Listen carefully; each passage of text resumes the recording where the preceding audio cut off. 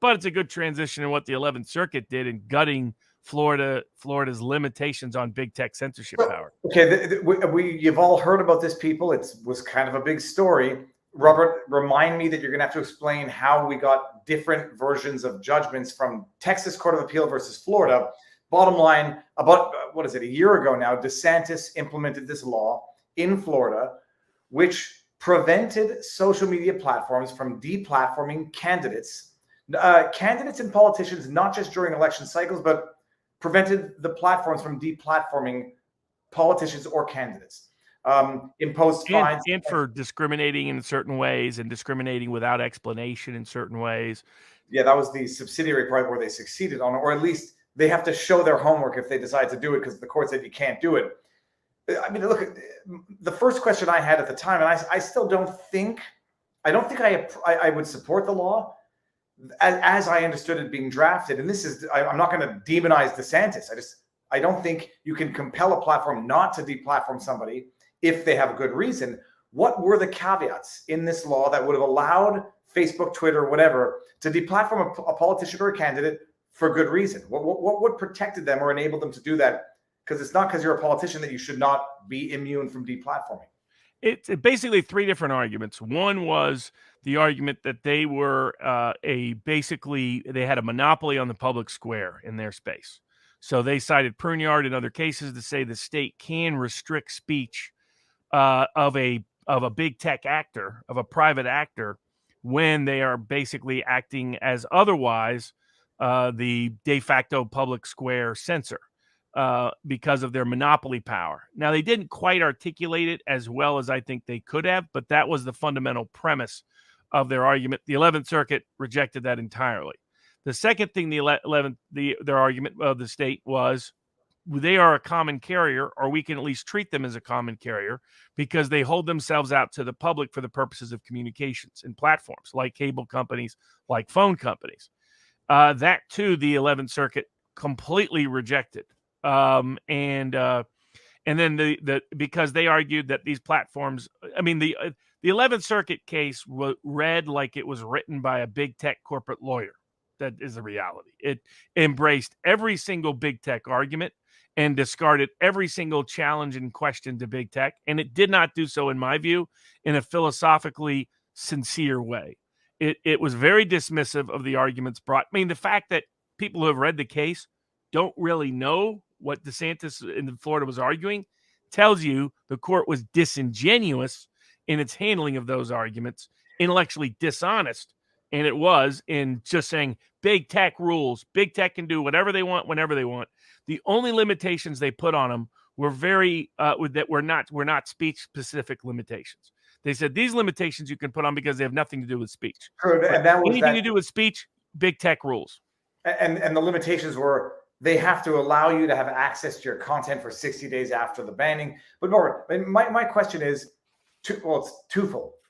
Why would DeSantis target political candidates and not just the population at large? Because there's additional rules about access in the communications world under the various FCC rules.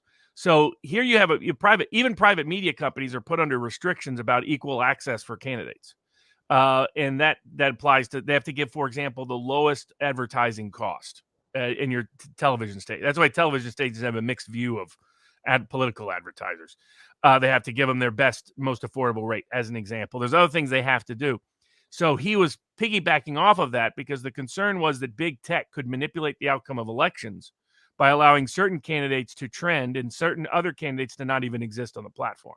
So what you have is illicit donations is what's really happening.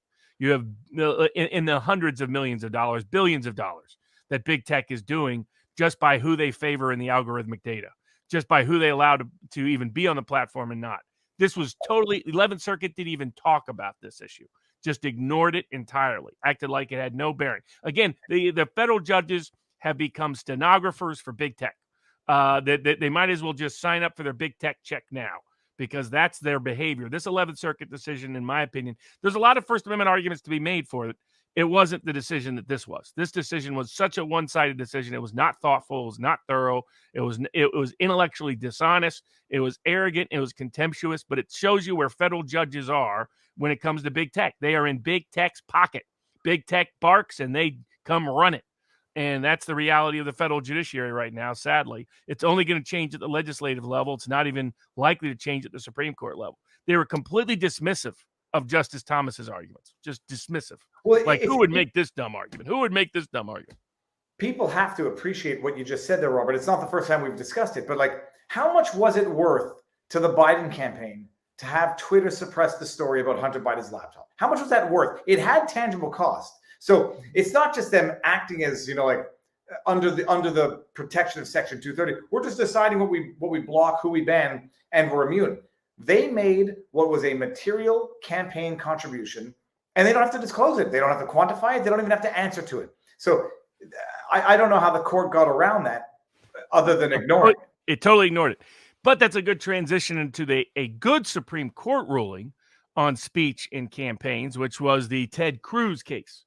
So there's been efforts by the Federal Elections Commission and by others to treat campaign, and here's the reality of campaign finance laws and why I oppose almost all of them, other than disclosure laws.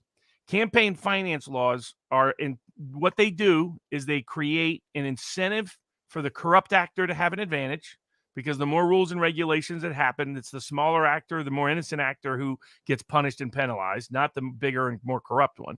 Number one. Number two, it does control speech. How much you give to someone is a form of speech. And to limit that, it limits how much speech the candidate can give and how much the audience can hear. But in addition to all that, it favors a regulatory bureaucracy that can superimpose itself over the election process. And last but not least, it creates a donor primary. The reason why liberals love this, neoliberals love it, and a lot of neoconservatives love it, the elites of both parties, is because it makes sure that you as a candidate cannot get through unless a group of people who give, $2,900 a pop agree with you. And who's going to give $2,900 a pop to a candidate? It's going to be the donor class. It allows the donor class to have a gatekeeping role in elections.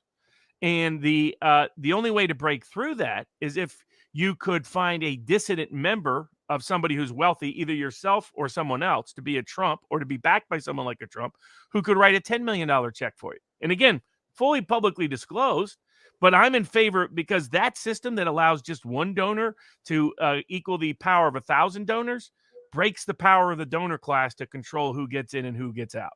And with full transparency, the public can make their decision as to what the consequence of that is.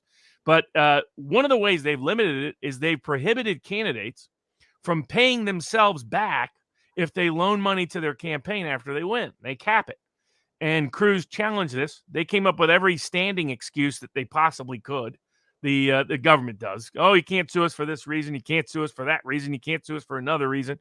The U.S. Supreme Court said, no, none of those apply. Clearly, this law is restricting this ability to do this activity, and it's having a broad public impact.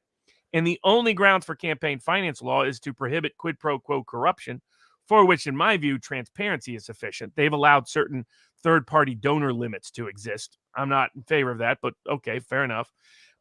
Which again favors the class as a group. It makes you have to get approved by 50 donors rather than one donor. And who do you think that favors long term? It's not the ordinary person. It's not populist causes, that's for sure. Putting that aside, you weren't even allowed to pay yourself back for donations you made. Supreme Court said that's patently unconstitutional. It has nothing to do with corruption whatsoever. It doesn't limit corruption at all. It simply prohibits speech in violation of the First Amendment. And you can't use prophylactic upon prophylactic upon prophylactic excuse. You can't use speculative examples that you don't have any evidentiary proof of. And ruled in favor of Ted Cruz against the FEC and struck down a bad law that was trying to prohibit people from challenging the establishment and challenging incumbents from winning. Okay, I mean, that's interesting, but is the practical effect of that not that, I mean, on the one hand, it's still going to empower the rich who can self-finance to some extent? I mean, and that's always the case. But I mean, basically the choice is, do you want a group of people who are upper middle class and wealthy to decide the race, or do you want it to be available to, or not? in the end, because that's really the options. The option's never been whether money matters. Money's always going to matter. It's going to be, do you have to get approval of 51% of the country club or 1% of the country club? If it's the right 1%. Give me the right 1% over the 51% every day of the week.